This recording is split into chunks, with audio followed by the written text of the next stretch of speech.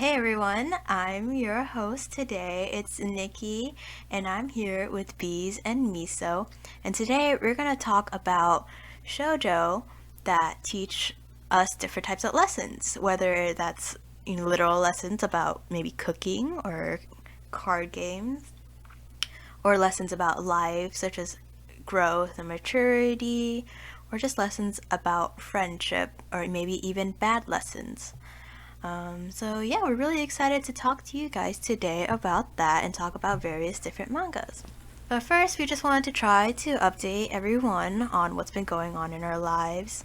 Miso or Bees, do you have anything you want to say? I've No, not really. yeah, I've just been, suffering with school and work and not getting enough sleep ever. I felt that. I've just been working like almost every day. Yep. It's been super tiring, but it's the same as usual. Okay, well, for me, I have exciting news to share with everyone.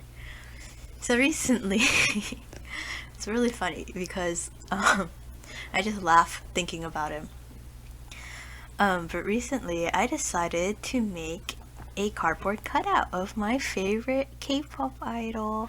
It really sounded like around you were about to say, I decided to have a baby. I know, it sounded like really important news, and I was like, I was gonna be like, oh, I'm shy and embarrassed to talk about him. But no, I made a cardboard cutout of my favorite K-pop idol, and he's supposed to be like 5'10". It's Jin Young from GOT7, by the way, if anyone's into K-pop. But he's supposed to be around like 5'9", 5'10", but I kind of messed up the measurements, and so now he's like 6'5" or 6'4" or something. He's really tall. He's really big, and I'm like 4'11", so He's taller than you. you can imagine the height difference. Taller than you by a lot. Oh yeah, he's really tall, and he just sits in my house and he scares my roommates every time we turn the corner You should just put him in like because he's just just staring put at him us. in like a new location every day, just to scare your housemates. Yeah, no, I've been thinking about that. I was like, oh, maybe I should just move him around and just keep him in different places so that he just always is scaring us and we're just Put always him in the surprised. window so he's always watching the neighborhood. Are you gonna get a? Are you gonna like make another one with the right height, or are you just gonna keep him tall? I don't know. I had to like buy more cardboard or something because I used foam boards for this one. Just make a whole army of Are you him. gonna like are you gonna make like other Yeah. big boys? Or are you just gonna try to size them properly? I would prefer to size them properly. I print them out at work, at my work printer. So, You print them You out know. at work? yeah, I print them out at work. Wait, where do you work? I work in I work in like an office setting where you can just like use the big printer, you know? Do any of your coworkers question it, or are they just all right with it? No one's, you just kind of go and you snatch it real quick. So no one sees what you're printing. So no one saw you print out like body parts of a No, guy. no one saw. He's really fun. Last night we were having a roommate dinner and he was having dinner with us. And none of my roommates are like really into K-pop either, so they're just like, what the hell? I really love the mental image of it. I just imagine him having his like own chair with like the whole housemates. And he has his own seat. Yeah. It was really funny because when I texted them, like I came home like around like 9-ish, I think, the day that I made him, because I made him at my friend's house. And I brought him home and I kind of just left him in the living room and my roommates were like in their rooms, like they didn't see him yet. And so I texted our group chat and I was like, hello, please don't mind the tall Korean man in our house. And they thought I brought a boy home. Like they were like, ooh, like You did what's bring a this boy about? home. Like, yeah, I did. But they thought I brought like a boy, like a real, like a man. Like Right? a- Anyway, they thought I brought a man home, and they were like, "Oh, who's this guy, Nicole?" Or like, "Who is it?" And I was like, you should go see for yourselves. He's 2D. Yeah. A 3D man, I would never. It's kind of like the thing that's really making me amused this week because I just keep thinking about what else I can do with it. That's an important update. Thank you for telling us. Alright, so enough about K-pop boys that are ginormous. How about we start talking about shoujos that teach lessons? So I guess first we can talk about like shoujos that teach literal lessons, you know, like lessons about cooking or medical lessons. Yeah, I'll start. Because there's this one, it's ongoing now, and I keep up with it whenever it releases. It's, alright, excuse me, I'm gonna butcher this Japanese name, and I do apologize. It's Tonari wa Nani Oku Hitozo by Yuki Fujitsuka.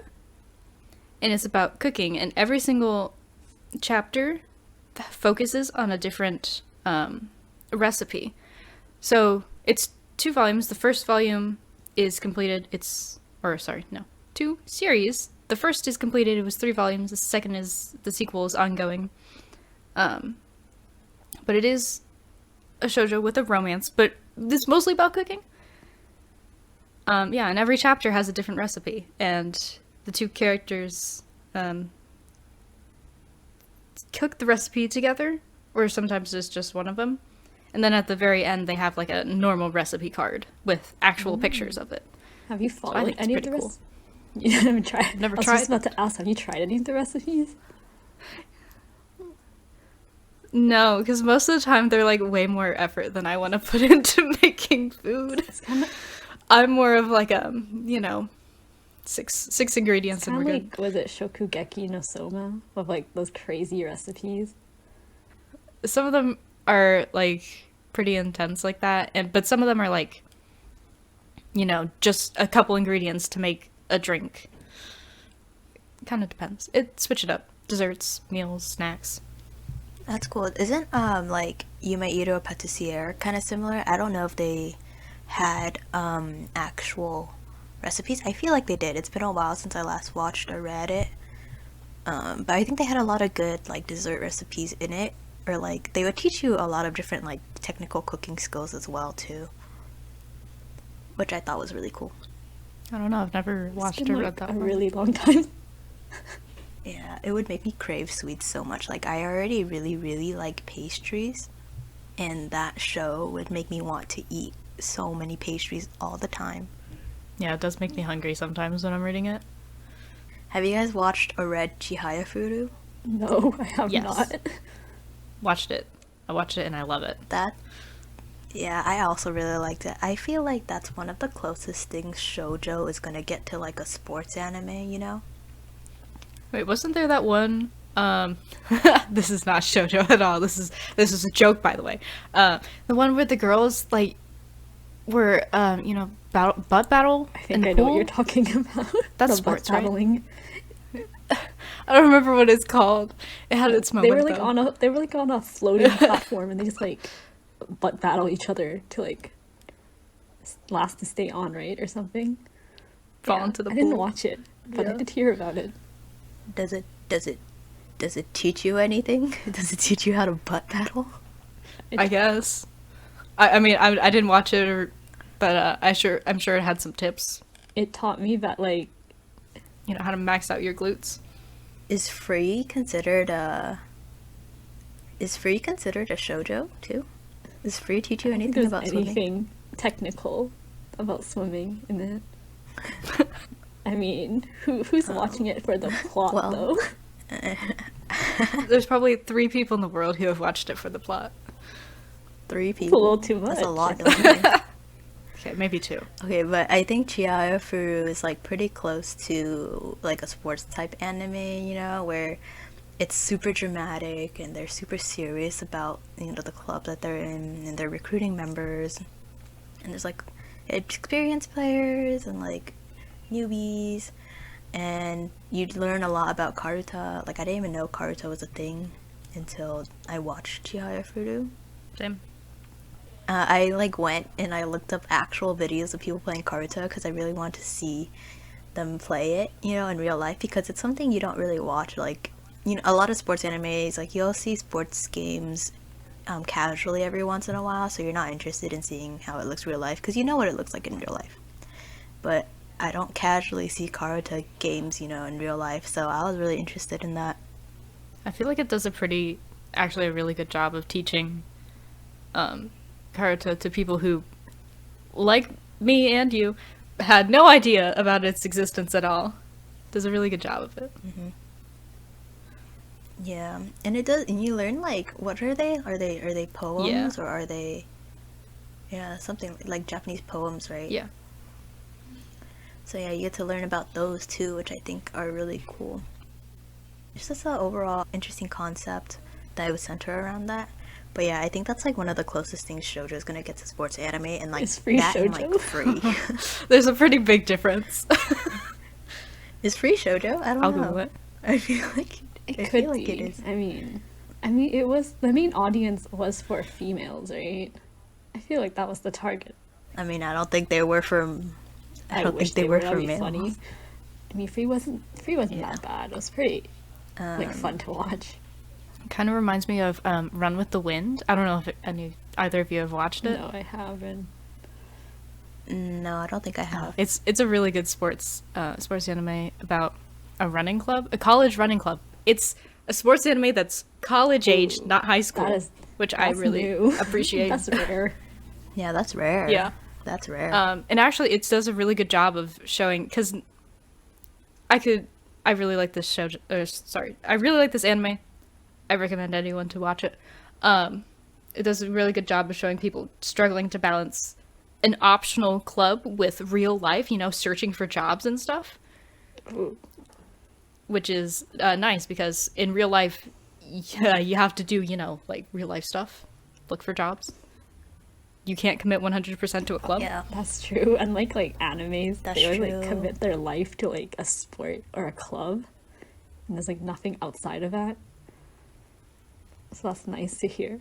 But they're also most of the time in high school, so I guess they have like Yeah. more time. Yeah, but you also have to like study and stuff. Oh yeah, that's like another thing. A lot of mangas, anime don't show any of the kids studying. And then I don't know how, unless it's like risking their membership in the club, they're like, oh my god, if you or it's like a plot point, or it's like you Yeah. need this guy to like tutor you, you know? yeah. Oh, back to I was talking about Run with the Wind. What was I saying? It does teach, because one of the main parts of it is that most of the club members have never run like long distance before. It's long distance running, cross country, I think. I don't know. So it goes through them learning how to run and stuff. So I guess that kind of applies. I don't know. It just popped into my mind because you said you were talking about if Free was made for guys, is because there is quite a bit of, I don't know if you could call it yaoi baiting Queer baiting. in, yeah, a little bit. Yeah, they do show if in the first few episodes they do show the boys naked or almost naked quite a few times, just to get you hooked. I Guess it would think. be similar to like Yuri on Ice. I never watched Yuri on Ice, but I've heard a lot about that one. Isn't it getting like a sequel or something? I don't A know. I movie? think it is, but I think Yuri and Ice isn't really queer baiting because I think they did get together. I didn't watch it, but I'm pretty sure they did. I didn't watch it either, so I wasn't sure if Yeah. people were just like actually emphasizing on the queer baiting or it was actually like a thing. I watched it. I don't think they didn't. If I remember correctly, they didn't outright say, "Oh, we're dating now" or anything like that. But I mean, it's like they kissed on the ice Oh, and stuff. That's pretty much. It's pretty It's pretty That's obvious. The shoujo definition of they're together. Yeah, it's true. But they didn't show, the lips touching or anything. I think that's. Oh, But I mean, they did.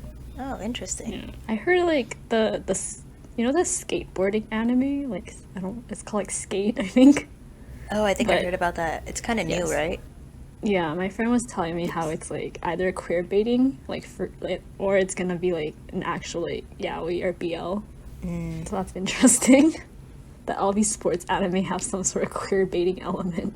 All the like the shoujo ones, I guess, with male leads, you know, because in like I don't know, I don't think Haikyuu and like Kuroko no Basket is queer baiting. There isn't, but there's a huge like shipping fandom. Yeah, there's like a right? huge shipping fandom, but like they don't really. I wouldn't say it's queer baiting for them because they don't really do much with each other. If that makes sense. Yeah. Yeah. But yeah, what about like other lessons? What can you guys think of anything else? You mean actual lessons? Mm-hmm. I mean, it's not shoujo, but Cells at Work. It does teach you about, like, the human body and immune system and stuff like there's that. a new That's true. there's a new like sequel series to Cells at Work. I think it's called Cells at Work Black, or like the body is like think so. dying or something, or like it's Aw. an alcoholic, I think, and then like all the cells are working super hard. That one was kind of interesting to watch. That's gruesome. Isn't it like the genders are reversed, so the white blood cell is a girl and the red blood cells are guys? I think so. Yeah, it's by a different studio, I think, but it was still like pretty informative. Have you guys actually like watched it and learned something from it? I wanna say knew I most did. of the stuff going in, so Yeah, like I knew like the stuff that I didn't know. I don't think it really like stayed in my head. Because I don't know, when I watch anime, I don't really like, think that hard, so it just kind of like flies over me. brain empty. Yeah. With like, have you guys read? It's a webtoon, but it's Dr. Elise. Oh yeah, I have not. I read it for a bit, but then like it was really interesting about all the surgery, but then the world building was kind of, I would say, messy. Because there's, I get that. yeah, some parts were very advanced, and then some parts were like not advanced at all. And I was like, what era are we taking place in? It's kind of weird. I get that. Yeah. But I thought I felt like I learned a lot about surgery in that one too. Yeah, I mean, it was nice to have like a female lead that has something that's not just, oh, I'm gonna marry this rich guy, you know? Like, she had a skill, and that was really interesting, but I kind of dropped it because she was very Mary Sue at some point. How low is the bar if we think, oh, this main character is good because they have a skill? The bar's pretty low. I mean, I'm not saying she's a bad character. I'm sure she has like good traits. I don't know. I just find her like too perfect. Like, it's okay for characters. Yeah, she is. Yeah, like it's okay to have characters that have flaws with a skill, but like she was too like angel-like, like perfect. It was a little too much for me. Yeah, I get that too. She most definitely gave off that vibe. Yeah. The bar is quite low, as you can see. Okay, what about any shoujos that teach like life lessons about like growth, maturity? I feel like when we thought about this topic for this episode, we were kind of leaning more towards these type of shoujos. The ones that kind of like try to teach you or you take away like a lesson or something to learn. If you really dig deep enough, I feel like you can take one out of like any shoujo or any story, to be honest.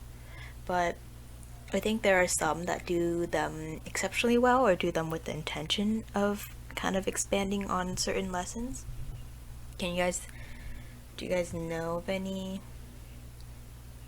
Well, I was saying this earlier, not earlier, but like Shugokara, if anyone remembers that like magical girl anime and manga, I think that one has like quite a good life lessons about growing up and like chasing dreams in a way.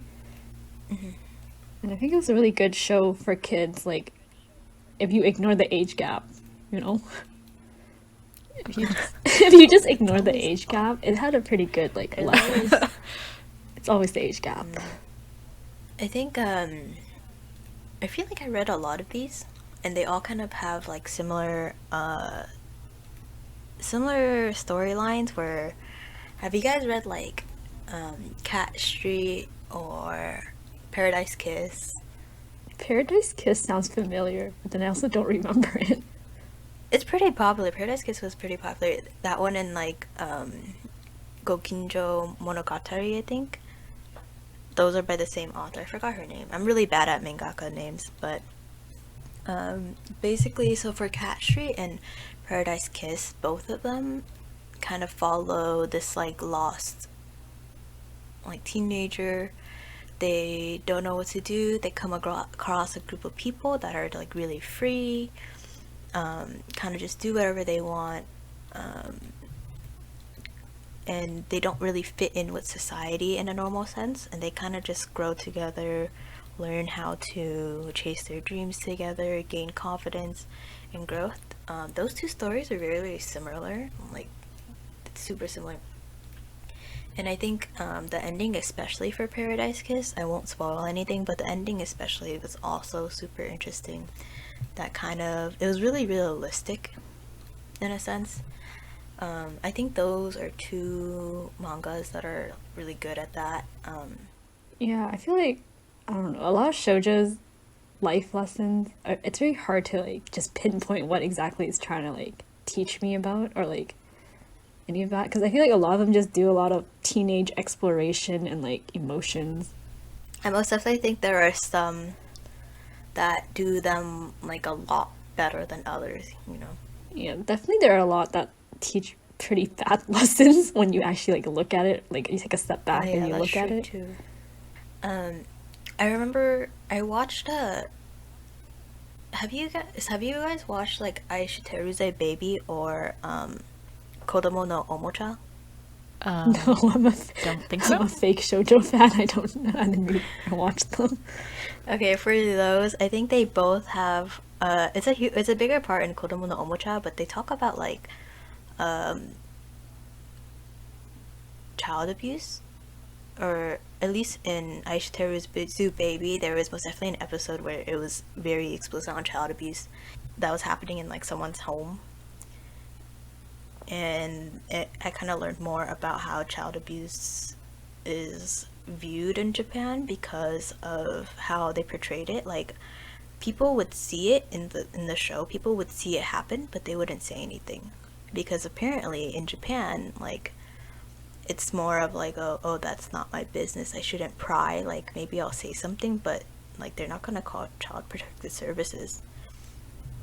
And their laws on child abuse are not that great, so I thought that was pretty cool. I think in Kodomo no Omocha, it wasn't necessarily, I think there was like some form of like, was definitely some form of issues at home. I don't remember exactly if it went to the point of like abusiveness, but those are also a couple things where I feel like get expressed pretty well in some shoujos. Especially the ones with like children. Yeah. This is kind of a tough topic for me to like recall because it's yeah. But I think you mentioned Miso about like the bad lessons. Do you have any ideas on like what bad lessons that we can learn from shoujo? I think a lot of shoujos, the problem with them is that it's always like a guy saving the girl, and like the girl never develops that well without him. I don't know if that's a lesson. Like a damsel. Yeah, a damsel in distress. Yeah, there's too much like damsel in distress happening, and like that's like the main problem I have with shoujo a lot of times. Same.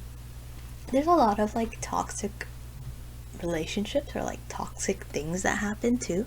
Sometimes maybe portrayed to be normal, which obviously isn't. And so that is like a bad lesson too. You kind of like read this, you learn that someone is like, I don't know, like some toxic trait, toxic happens in a relationship, and you learn like that's okay and it's not, you know? Yeah, I think one of the worst lessons would probably also be that like love solves all problems. Because like a lot of times it's like the guy has like some issue and then like he falls in love and then apparently that issue gets resolved because he's in love, as if like the girl can change him. Like I think that's like the biggest misconception about like romance in shoujo. Yeah. You know, it's that like, oh, he's a bad boy and I can change him. Only I can change him. And that's like, Not true. yeah, that's not true. I mean, I feel like that most definitely perpetuates itself outside of shoujo as well, and like a lot of just like young girl or like teenager targeted, even actually older. I feel like older women too. When you're like young adult woman or like josei stuff, you know, like, oh, it's that bad boy, cold, mysterious type, but has a lot of trauma, you know, but I can change him. Not sure if this, since you mentioned josei, not sure if we can nitpick this, but like in a lot of josei slash smut stuff, consent is very questionable. Uh-huh. Yeah. Oh, man. I found myself just like, the more shoujo I read, the more the more I seek out ones that have good communication between the leads, because I don't know, miscommunicate I personally just hate the miscommunication trope, but like the ones that have a good example of good communication just feel so satisfying to read, because if there's a couple that like stops what they're doing and they're angry at each other and they stop and they say, we need to talk about this, that's way better than just both of them walking away angry. That's my little rant right now. I feel like that's kind of like, it's bad, but it's also a good representation of teenagers who are just like hot-headed. So I think that they like, yeah, I most definitely think that it's almost realistic in a sense that a lot of them are teenagers, so that they do act that way. Like, thinking about me as a teenager, you know, like I wasn't the best at communicating. But I guess if it is to take like a stance of teaching people like how you should react, especially the way it gets resolved and stuff, it most definitely can do a better job at that. Like, there's a fine line of being like realistic and just like teaching toxic traits, you know, or just showing like some toxicity in like a positive light. If that makes sense. Yeah, like how to take a stance against toxicity. Yeah, or like showing how it can be resolved and not just like letting it go and then like pretending everything's okay later. Or, if it opens with, you know, like the main character with a toxic boyfriend and then her dumping him, Oh. there you go. Move on. Well, they never dump like the male lead and then move on. That's always the problem. Like, they're usually pretty toxic, Yeah. and they just stick it out entire series, and I'm like, why? Like, they should just break up. Not my Kizakari. I'm not up to date with that series. I kind of just dropped it, but from what I hear, yeah, they should just break up. I don't think they should be together. They're both toxic with each other. They really are. Same with Horimiya. I'm gonna say it now. Horimiya? Like, Hori's a little too abusive in my opinion. I think like another thing that gets enforced in a lot of shoujo mangas is like this idea of like the innocent female lead who has like no previous experience in dating whatsoever. I mean, I get that they're in high school, but then the male lead always has experience, you know? Oh yeah, the male The lead's female lead never always like a does. playboy. Yeah, and then there's always like this concept of like preservation of purity in female leads, you know? That might be like a cultural thing. Yeah, I feel like it's a cultural thing. And Yeah. like as a that kind of focuses and focuses on purity and like innocence. yeah, and then as like a Western audience, I guess you would say, it just rubs me the wrong way, I guess. Yeah. I think even then like it might be a cultural thing, but I feel like it's also, it can reinforce like negative viewpoints in the younger girls, you know, who feel like they can't express that part or explore, you know, their sexuality in that sense. As an example of the opposite, there's one, it's the English title translated I think is I'm a good kid but I still want to do it. And it's about a girl and her first boyfriend who are it shows their struggle. It focuses on their struggle of coming to terms with both of them wanting to start doing sexual stuff, and it doesn't like show any of it in the manga, but they do talk about it, and the main character, the female lead, spends a good portion of time saying, looking up like what is normal, like am I weird, am I a pervert for thinking these things? Nope, you're not. Just want to say that it's human. Yeah, I think that's a really good take on high school relationship, because let's be real, high school kids are a little feisty. And this pure and innocent thing is just making a really bad message for young girls who are reading or like getting into their first relationship. Yeah, I feel like it can come off sometimes as like shaming, to girls who do feel that way.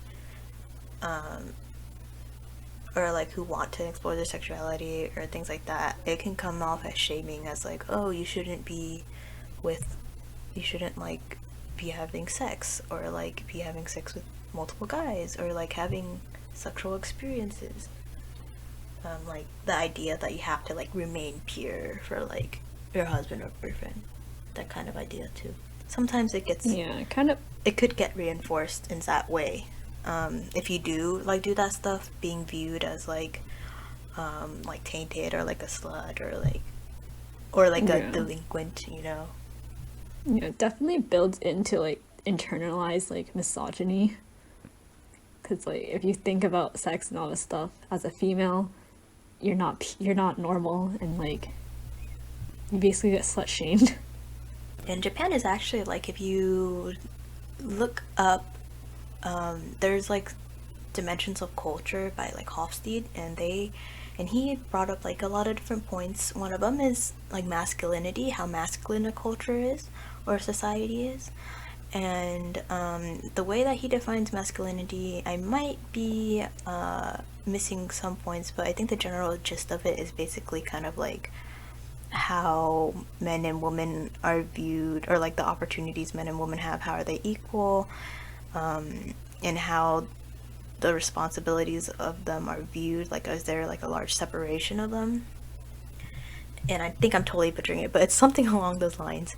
And Japan actually ranks really high in masculinity, in that there's like a big separation of kind of like men and women and their duties, and their positions of power in work places too. Yeah, that's very reflected in like shoujo, I think, or any anime or manga that has a female protagonist. It's very reflected that the society is quite patriarchal. I also think it becomes reflected a lot in like josei stuff more, where they become married, and oftentimes in a lot of those type of stories, like the female character would become a housewife, or she would like quit her job, or like she says something like, oh, I'm quitting my job because I'm getting married, which was like, oh, I remember like when I first read, I forgot which one it was, but I read something where that happened, and I was like taken aback a little bit, because I was like, oh, you quitting your job just because you're getting married? Like, what? Oh, there was a josei. I don't remember the title, but it's like the opposite. I mean, kind of is the same problem, but basically, I think she was like not a reporter. Okay, maybe she was a reporter. I don't remember. But she basically told everyone that like when she gets married, she's just gonna become a housewife, and everyone was like shaming her for it, which is like opposite problem. But that was also a very interesting take, that people were not taking it nicely, that she wanted to just quit her job and become a housewife. Yeah, most definitely not shaming anyone for anyone's decision of whether or not you want to be a housewife, or if you want to continue working. But I do feel like, just in general, it gets perpetuated that if you get married or something, like the male counterpart, especially in like these Japanese mangas, they're always like in a higher position of power, or like make more money, or like the sole breadwinner, things like that. It's very unrealistic, especially in this economy, that only one person would be working. But like, again, not shaming anyone who wants to be a housewife in the future and not work. That's like completely cool. Yeah, but you should have the choice, and you shouldn't feel pressured to do one or the other. Yeah, definitely. I wanted to say what I've seen is if there is one that focuses on like an office worker, usually it's josei. They can't be like a happily smiley or bubbly. They have to be cold and calculating to get to that whatever work position they have. Oh yeah, like if they have a position of power, they're cold and calculating. If they're a secretary or someone of like lower position, they're happy and bubbly. It's always like that. Like we were talking about, like office workers are like female office workers that are in positions of power. They're usually seen as like also seen as undesirable in a way, where like guys will casually talk about them and be like, oh, I wouldn't want to marry her because she's like too intense or something, as if that's like normal or something like that, or like that's how they see like powerful women. And that's one of the like- bad lessons. I think this topic in general is very hard to just pinpoint. 'Cause it's very, you have to like take a step back and kind of look at all the mangas you've read, and I don't know about you guys, but I don't remember much. That's why I normally choose like the light and fluffy ones, so I don't have to think about the life lessons and stuff. Every once in Oh. a while, I get in a mood for like drama and like life lessons and like crazy things that whatever the author wants to teach us. So sometimes I like reading them. Usually I look for lighthearted things that like I can head empty and read. But like the one time I was reading like a smut, I got smacked of like life lessons. If anyone's ever read The Missing O, that one, Yes, That I one- love that one. I love it. It talks so much about like the problem with like society, with guys looking at girls and like how they pit them against each other. And like it was such a good read, but I was not expecting that out of like a smut borderline hentai manga. Yeah, that one does do a really great job. Now that I completely forgot about that one, but that's a really good example of female empowerment. A good example of female empowerment and like girl power, friends helping friends, taking down guys. Definitely, because there's a scene where like the guys were like comparing the main girl with like the slightly chubbier girl or bigger girl, and then instead of like her agreeing with them, she just kind of like yells at them. That's the sort of energy we need. Right? It was a very unexpected like woman empowerment out of a smut manga, but I appreciate it, and it lives in my head like rent free with like the life lessons in there. I feel like there's just so much internalized misogyny when we think about how women have to be like competing with each other all the time, or like there's like this idea that like women hate other women, if that makes sense, because then like people are competing Ooh. for male attention, and that's such like Definitely, an internalized like- misogyny. Yeah, especially like the rival character. There's always a female rival, and like Man. why do they have to compete over this guy who's not even that good? Bonus points if the rival is an ex. Oh, Not yeah, my it's always an Cusack. Not my Or the- Cusack curry. Is that you? Yeah, well, there's usually male rivals too, so like we can't say too much about that, but yeah. But I feel like the male rival. But it's not as like them pitting against each other as much as the females pitting against each other. Like the guys are never seen as evil and like calculating, and That's true. Yeah, they don't usually like Most of- bully, Yeah, they don't bully the guy. Yeah, I feel like most of the time it's like the second male lead is introduced to solidify the first male lead as the first male lead, the guy. The girl looks at both of them and says, "Oh yeah, I want number one, thank you." Yeah, and everyone's always having second male lead syndrome, but never second female lead syndrome. because they're always made out to be so like bitchy. Like, yeah, no one's made to be so evil and like just nothing good about them, which I'm like, why? Like, I want a romance with the rival character, honestly. I'm waiting. Okay, Loki though, but sometimes like the second female lead will have nothing wrong with her. Like she's just fine, and then people will probably still hate on her because she's the second female lead. I was gonna say, nobody ever hates on the second male lead as much as they hate the rival girl. That's true. Yeah. Have you guys read Swimming Lessons for a Mermaid? It's also a webtoon. No. I am not So up to this- date, but I have read it. So you know, there's kind of like the main male lead's best friend. That's a girl. Yeah, Iceland, I think you're saying? Iceland, yeah. I thought she was fine. She never did anything bitchy, in my opinion, you know? Like, a lot of her actions were justified and seemed reasonable, but there was, like, tons of hate comments on her when, like, because it seemed like she was hating on the female lead or something. Yeah, Or, like, yeah, it seemed like she was jealous. yeah, there's so many unnecessary hate with her. Same with Yeah, there's a lot of unnecessary hate. same with Suddenly I Became a Princess, is it called? The webtoon? Or not webtoon, but the Korean webtoon. And like everyone hates on, is her name Jeanette? I think her name was Jeanette. Oh, yeah. Everyone always hates on her in this timeline, even though she's literally done nothing and she's been like a sweetie the entire time. And I don't understand how that happens. Yeah, so, like, there's sometimes, like, not really a reason to hate the characters, but kind of just do. It's always the female, like the second female lead or like the rival female lead, which is. If anyone ever but there are has, also. like... Oh, sorry, go ahead. Go ahead. Oh no, I was gonna change the topic, but go ahead. I was also gonna change the topic. Okay, you can go first. Okay, I was gonna say, well, there's also mangas or like shoujos that do a good job of like representing female relationships, you know, like women supporting women type of thing. I think one of the like Korean mangas again that did that pretty well is like Inso's Law, because the females are like good friends and they care about each other. And there's like a deep bond between them, and there's no rivalry or anything. That's a pretty good one. I really It's like liked very rare.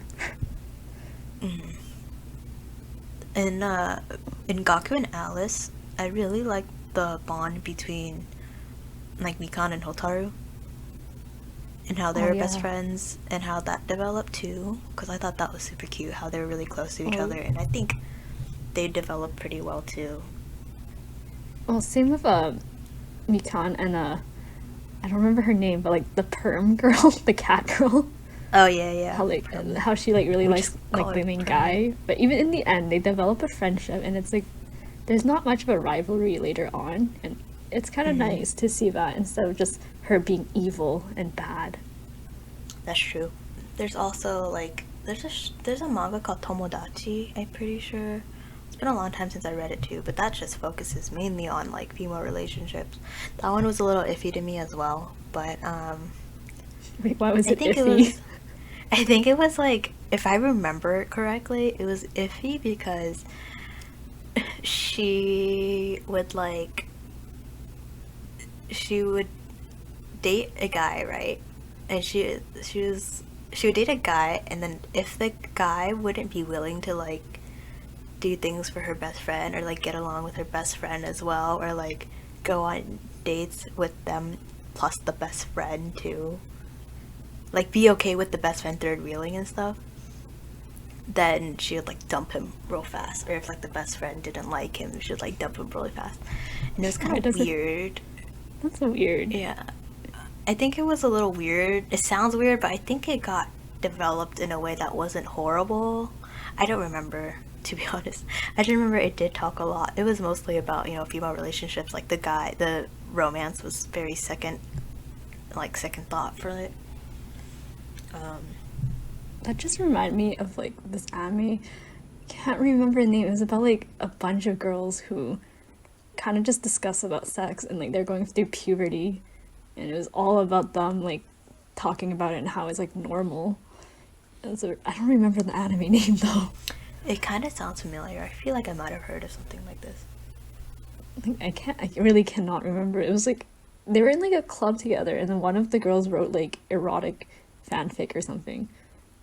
That's all I remember. But I think that was a really good like step forward about talking about the taboo topic among females. Have you guys ever read Nana Iro Kakume? Which one's that? So it's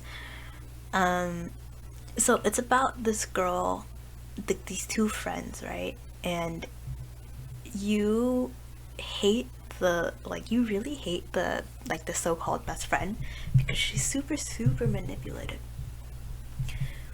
and they just kind of but the whole story is mostly focused on their relationship. There's like a male lead too, but like there's like a huge time skip. Like it goes from like elementary school or like middle school all the way to like high school. And there's like a male lead too, but like their romance is very very like on the back burner. Like it's there, but it's not really the main point. And it's about the relationship between this girl and like this really really like toxic best friend.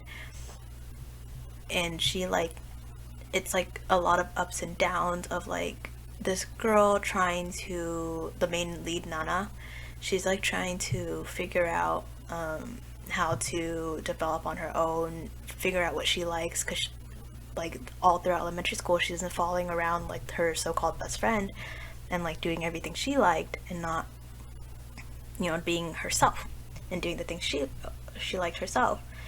And she would just get dragged along by this like best friend and be manipulated into being together all the time and like having matching hairstyles, matching key charms. And it's just kind of like a story of how that female lead breaks out of her shell, in a sense, breaks off those like chains that she had with the first female lead, or not the first, her best friend.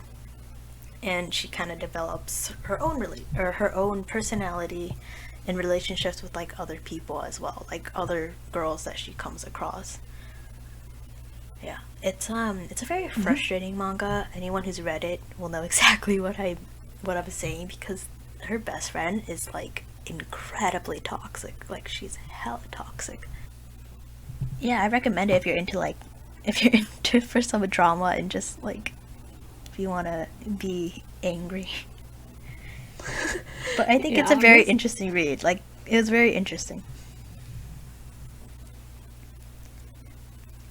What other like female relationships did you guys like, or can you guys think of any other female relationships that you thought were done pretty well in a shoujo?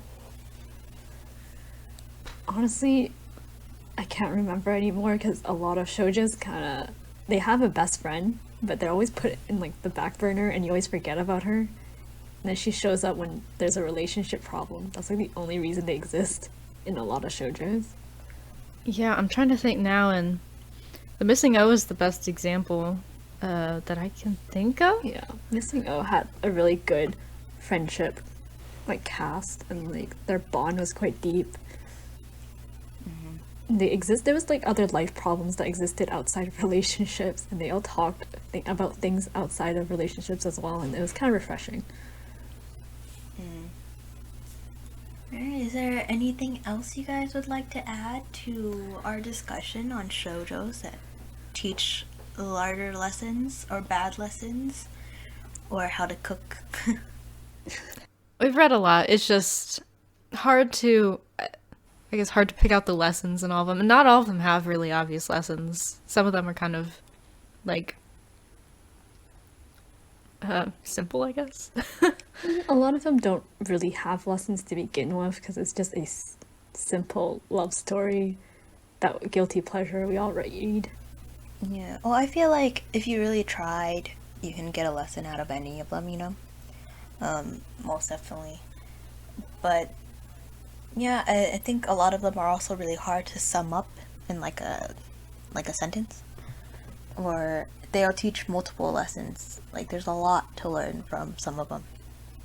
The ones that have lessons are usually like packed full of them. Yeah. And those are usually like the long dramas. Yeah, and I think they usually come with some of the best characters too, like some of the most realistic characters, the ones that aren't Mary Sue's. Actually, sometimes, you know, you can learn a lot of lessons from Mary Sue's too.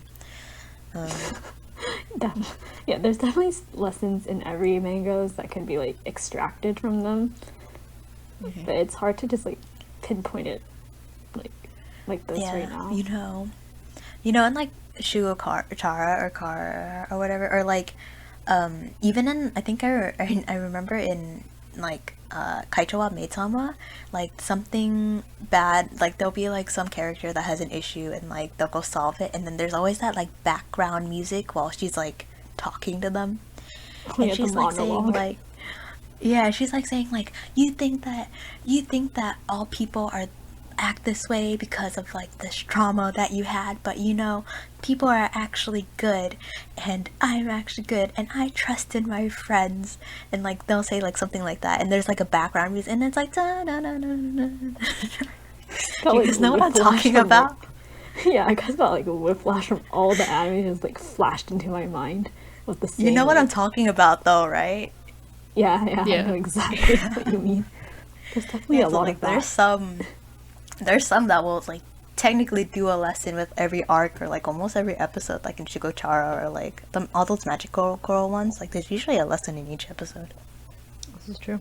Thinking about the lessons in Madoka Magica. Yeah, Wasn't it and just Cardcaptor friendship? Sakura too. There's lessons about friendship and like, being careful what you wish for. Oh, that's like a big thing. I don't know if that's a spoiler, but that's a big lesson.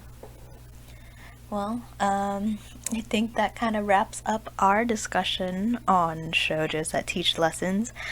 I hope everyone enjoyed our discussion today, and hope you were able to learn of some new titles that you can read and hopefully learn lessons from.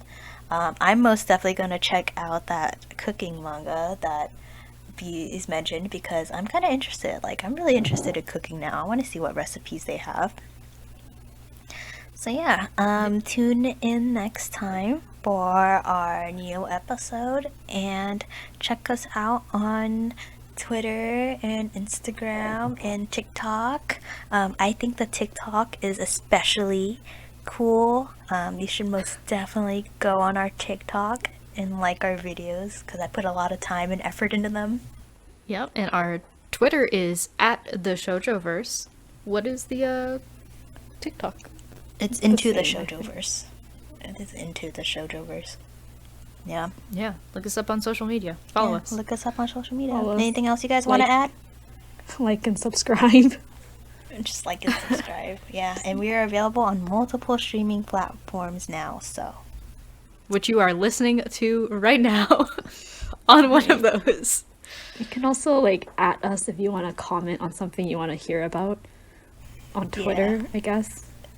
Talk to us, give us suggestions. We love interacting with our listeners. Alright? Hope you guys have a nice rest of your day. Bye-bye. Bye bye.